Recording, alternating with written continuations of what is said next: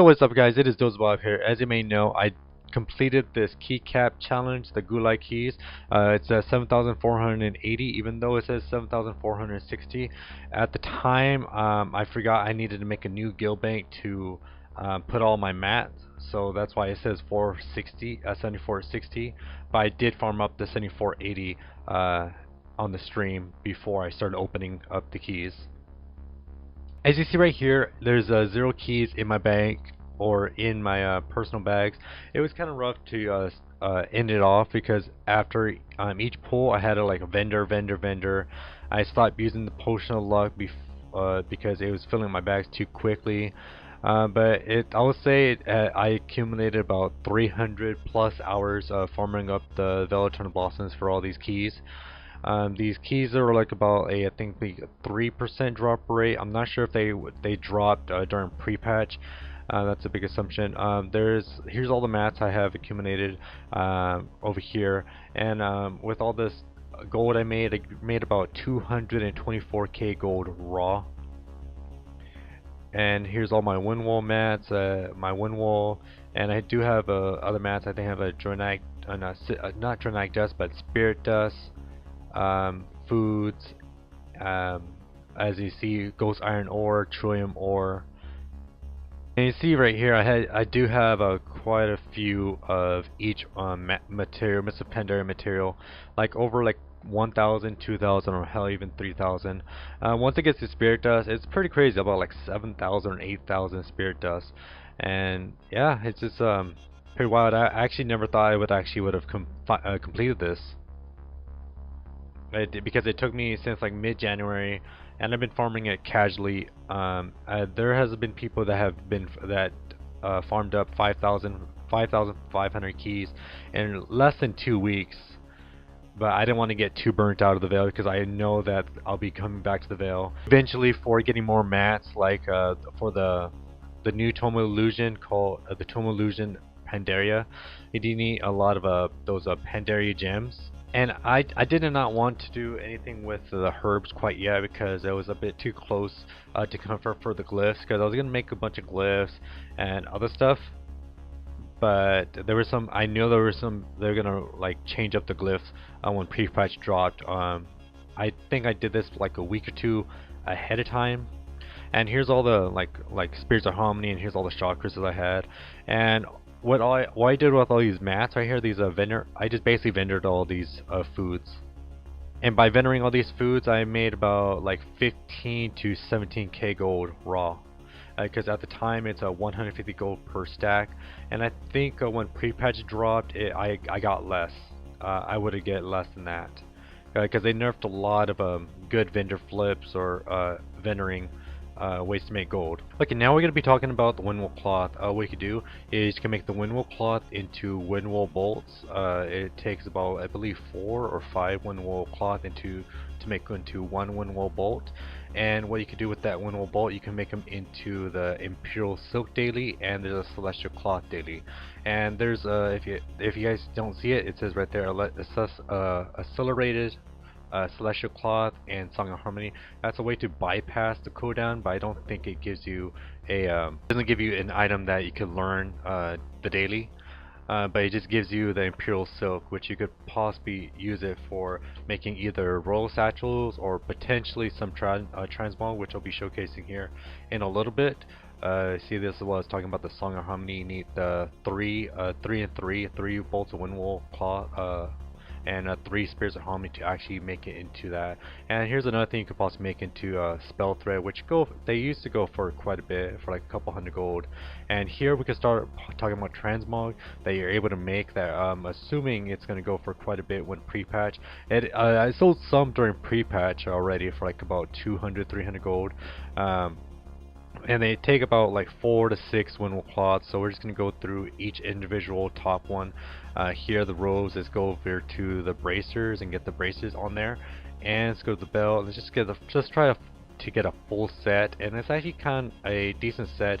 It's kind of like as a place of transmog. So just if you don't have any good transmog at the moment, you can just like put this as a alternative till you actually get a good transmog, on your set. This looks actually pretty good for, like, I would say, I'm not sure. I would assume a warlock. I'm not. I don't play warlock, so I would assume this set is pretty good for warlock. And you see right here the prices are on for each item's like about 500 or 1700 gold. This actually gave me about 715 gold profit. The add-on I'm currently using to actually showcase all that information is Trade Skill Mastery. You do need to get all the modules to actually have it work and have your realm set up.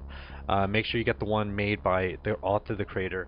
Sapu94. You can also get it from the Curse client, or you can actually get downloaded straight from the TSM website, the TradeSkillMaster.com website. What you can do right here with all this ore, you could actually prospect them into like the gems, or just like a precursor to the other gems. Like you see right here, you can make them into River's Heart, Serpent's Eye, and other stuff that you could probably use it for, like crystals stuff you can make as a jewel crafter. You could make some gems that could be socketed into like certain items, which would be pretty good during time walking weeks.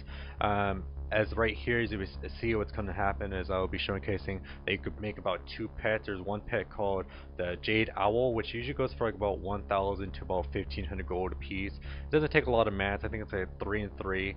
And there's another pet that's called a Sapphire Cub, which I think it also takes about 3 and 3, so River's Heart and 3 Spirits of Harmony, which is not a lot of mats, but you see the market value, the region market value is around like 2,000 gold. Also, what you could do with these ore, you can make them into bars, which makes it like to double or even quadruple the price. Right here, I'll be talking about like how panthers, you're able to make these panthers.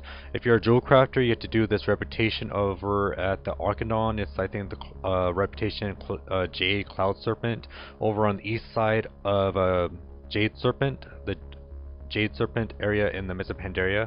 It doesn't take too long. Just farm up these eggs and you get the panther recipes for your jewel crafter. Usually the jewel crafting mounts go for about 20 to probably about 40k. The jeweled onyx usually goes for about 80k, but I do feel kind of wary about that due to the fact there has been a lot of duplications by like people that are botting, and have been dropping down the price of the panther mounts. And speaking about bars, you can make them into trillion bars, and if you have an alchemist, you're able to transmute trillion bars into living steels, which are currently going for about 300 to 500 gold. With the ghost iron ore, you can make them to ghost iron bars, ghost iron bolts, reagents for engineers. Engineers can make a mount called the Sky Golem, or the World Spinner, or the Caparium Rocket. So that's actually a way to kind of like shuffle, because I do a lot of I utilize all my professions for somewhat optimized gold. So basically the same thing like how the windmill cloth is. Before pre-patch, there was a way that you're able to make some quick vendor gold. There was an item called the mist high leggings that if you had like several exotic leather, you could make them into mist high leggings, which could vendor for about 8 gold, but after pre-patch it is at 5 gold or 4 gold. And if you're wondering what was the vendor gold trick with windmill cloth, it was from you make this thing called the Cloak of Prowess. It used to vendor for 17 gold, and now it's down to I think 12 to 13 gold, which is a bit of a 4 gold decrease. So before pre-patch, I was still making gold with this exotic leather and magnificent hide. I was making ingot hide, iron scale, and shadow leather leg armor. They used to go for about 500 to 1,000 gold. I haven't really tested out how much gold could possibly make with those leg armors. And you could also make some like decent transmog. I haven't really tested it out in a while, but I would assume it would be the same way like how it is with the windmill cloth. Here's Spirit Dust. I have quite a bit of it. What I used to do before, I used to straight up vendor these, but I figured out what I could do with them to actually make some decent amount of gold. Is if I have an enchanter and I can make them into, I can make the Spirit Dust into Mysterious Essences, I can make the Mysterious Essences into Ethereal Shards, and I can make the Ethereal Shards into Shard Crystals, but the Ethereal Shard to Shard Crystals does have a daily cooldown. Everything else does not have a daily cooldown, so you're able to make a bunch of Ethereal Shards or a bunch of Mysterious Essence and make some enchants off of those items, which you can make gold. I used to sell the Elemental Forces for about 300 gold, and there's another enchant that usually I used to sell for quite a bit, was Dancing Steel and Jade Spirit. Yeah, this used to go for about 15 silver at one point per. Now it's I believe it's at like 1 or 2 gold a piece. It's due to the fact that the whole thing about potion of luck being nerfed. Well, not nerfed. It's entirely gone. It's useless. Potion of luck is now useless. So it's gonna be less competition in the Vale. Would still be good if you would for the people that still enjoy doing the Vale with less competition.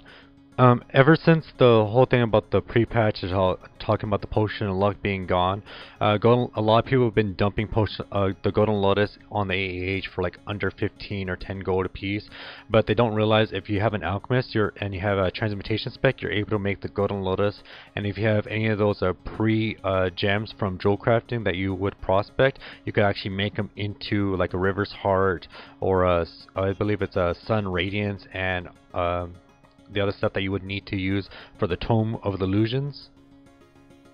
Speaking about Tomes of Illusions, they're usually going from about, right now I'm seeing about 2k to about 15k, depending on which one you're. And sometimes being a transmutation spec, you're able to have those things proc up to, I think the most I've ever seen it proc up to is 5. It goes from like 2, 3, 4, 5, and sometimes after quite a bit of time, sometimes it doesn't even proc at all, and you're becoming to like this item called River's Heart, Primal Ruby, Wild Jade, just from these golden lotuses if you have an alchemist. Okay, what we could do with the herbs, you could do a lot of stuff. You could just mill them, you could send them over to your alchemist, which you can make them into potions or flasks, or you could send them over to your inscriptionist, which you're able to mill them into pigments. And pigments, it could be turned into inks. Those inks could be turned into glyphs. It's kind of like a big shuffle on that. Not a lot of people like don't want to bother with that because it takes a long time. But it could be able to make some gold off of it. I did sell some like glyphs that used to sell for about 150 gold with like probably about like 2 to 3 gold worth of Misapendary herbs. Also, before I forget, there's an item called the Ghost Iron Staff. I used to sell those things for about 1,000 to about 1,500 gold. It actually is a pretty nice transmog. You guys can check it out. If you have an inscriptionist, it does not take a lot of mats. I believe it's like 3 Spirits of Harmony and a few Inks of Dreams. I'll actually link that up down below. And don't forget to do your daily inscriptionist thing. It's called the Scroll of Wisdom, which you can make into something called the Inscribed Jade Fan, which goes for about 7,000 gold as well. And here's my last guild tab. Here's the Shard Crystals, which is part of the Tomes Illusion of Pandaria. And there's a lot of Spirits of Harmony that you see right here that you could possibly be using to actually use for like pets or for transmog. So not a lot of people know about the Spirit of Harmony vendor. Let's head over to the Spirit of Harmony vendor. This is for Alliance. I'm not sure if there's a Spirit of Harmony vendor for Horde, but if you go down here, down below, just down below level, and there's an NPC. It's over to the right side of the flight point and the flight trainer. It's her name. I can't really see the name right now, but you go over to her and you're able to trade up Spirit Harmony for all these mats. I usually make I utilize the Spirit of Harmony for Golden Lotuses because usually Spirit of Harmony usually goes for about 50 gold a piece, and Golden Lotuses usually go for about 40 gold to probably about 60 gold a piece, so you're kind of making a little bit of profit off that. I haven't really used up the prismatic scales. I haven't tried that out yet, or the copperite. And I did forget to mention before about the ore. With the ore, you can make them. That's for blacksmithing. They do also have a daily cooldown called the Trillium Ingot, which could make some decent transmog. And if you're really low on Spirits of Harmony, usually a lot of people put up Motes of Harmony for like 1 gold or under, and buy up those Motes of Harmony. That's for 10 times 1 gold. That's you're only spending about 10 gold. You can make it into 1 Spirit of Harmony, which that Spirit of Harmony can make into 2 Golden Lotuses. And before you were able to make it into 2 Potions of Luck, but now you could possibly make it into multiple jewel crafting stuff, which you'll be using for either jewel crafting items, or you can make them to the Tomes Illusions, or put them into the Tomes Illusions, like the Wild Jade, River's Heart, or Primal Ruby. And like I said before, I just straight up vendor all these. That's 150 gold per. I think the only thing you'll be using these food mats was going to be for like Tiller's Rep. If you guys do not know, the Tiller's Rep does give a mount, and I think that actually is a little bit of a precursor for the Angler mount, the the Water Strider. I'm not quite sure. I have not done Mists of Pandaria stuff since Mists of Pandaria besides Potion of Luck Veil farming. Oh yeah, I forgot to mention about this. Jewel crafters do have, I think they have like 2 or 3 daily cooldowns that you're able to do. So this is a bit of the video breakdown after farming up those 7,480 keys, what I could probably utilize to make some gold for pre-patch or Legion. Thank you guys for watching and have a nice day. Bye.